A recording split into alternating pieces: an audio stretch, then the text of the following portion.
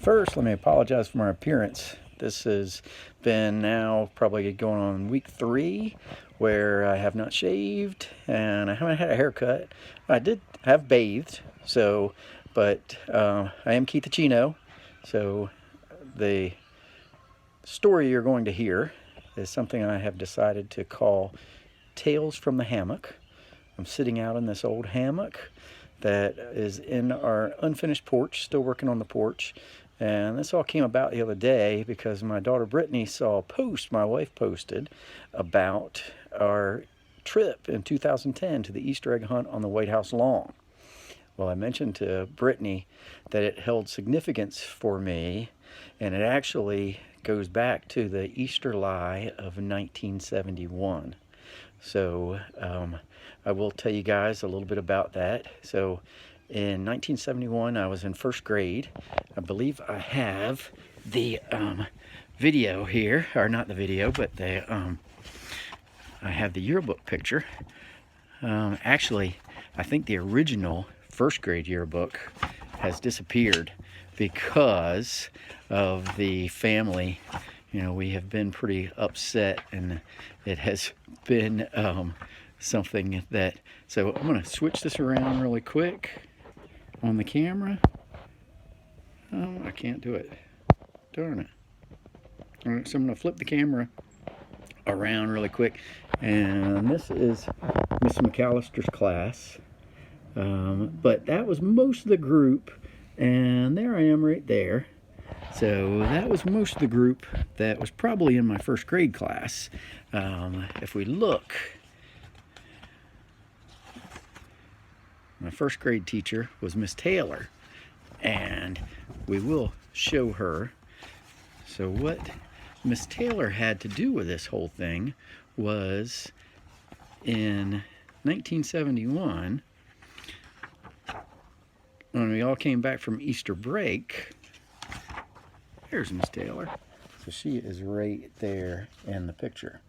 Right. So when we came back from Easter break in 1971, Miss Taylor said, "Did anyone happen to go to the Easter egg roll on the White House lawn during your Easter break?" Well, I looked around. Several other kids in the class raised their hands.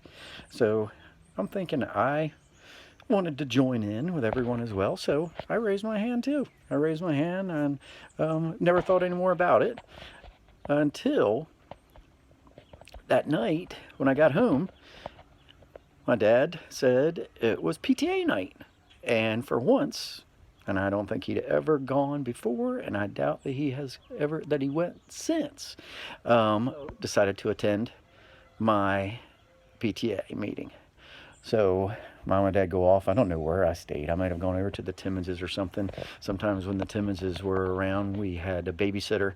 Keith and I would put on our boxing gloves, and we would box each other until we knocked ourselves silly just to show off for the babysitter. Well, next morning, when I get up to get ready for school, Dad starts telling this story. He said, "Hey, Bunk, your teacher was saying something pretty interesting. She said that she was so excited and surprised that she had so many students from her class who were able to go to the Easter egg hunt on the White House lawn." Actually, she asked Dad first. She asked him how his trip was over the weekend. And he said, "Trip? I don't remember going on any trip. Oh, we didn't go on any trip over the weekend." And that's when she went into the story about how she was so excited about all of the students in her class who had gone to the White House, to the Easter egg roll on the White House lawn. Well, I can tell you, probably most of the kids in that class did not have any idea what the Easter egg roll on the White House lawn or Easter egg hunt on the White House lawn was. We just, the teacher asked us, so, we're trying to be good kids. We'll raise our hands. We wanted to participate. So my dad never, ever let me live that down.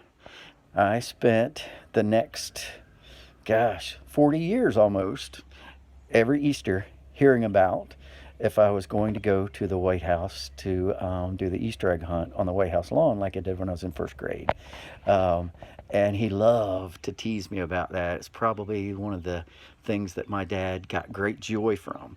So he was able to pick on me, and that, because I was never a liar. That's probably why I've probably not been a liar to this day, because I felt so bad because my dad, you know, I made them look like a liar because I said I did something that I didn't do. And Miss Taylor, I actually blame her a little bit too, because how did she think that any of these first graders in her class would have actually gone to the Easter egg hunt on the White House lawn? I didn't realize how hard it was to do, or how hard it was to get an invitation to do something like that, until we were able to go. And actually, I have a prized possession which I was able to show my dad because I redeemed myself. Because look right here, in 2010, my mother-in-law and her partner Colleen, Barbara and Colleen, were able to get us tickets. And Shelby, Melissa, Colleen, and Barbara and I were able to visit the Obamas on the White House lawn. We hunted Easter eggs. Shelby and I played catch with Al Bunbury. We saw Justin Bieber in concert. We saw Sarah Bareilles in concert. It was a great time. And I finally, after all these years, I was able to redeem myself by actually going to the White House lawn on Easter and being there for the egg roll. Now, Shelby could have gone to school the next day. Actually, she was only about 3, so I don't think she was in school. She might have been at Asbury at the time, going part-time. But that is the story of the Easter lie of 1971, and how many years it took for me to redeem my lie. If there are any other people that were in my first grade class and you did not go, and you raised your hand when Miss Taylor said, "Did you go to the egg roll on the White House lawn?" Shame on you. But you were probably just a dumb kid like me and just wanted to participate in class and raise your hand. So I hope if you listen to this story, you get a little bit of laugh. This is a little weird for me to do, but I'm going to try to do some more of these from the Tales from the Hammock. Hopefully you've enjoyed them. Brittany, thank you for giving me the spark to start this story. And I hope to see you guys again soon. Until then, I'll be kicking back on the hammock, relaxing and enjoying our time off. Have a great day. Stay safe. Wash your hands. Don't litter. Bye.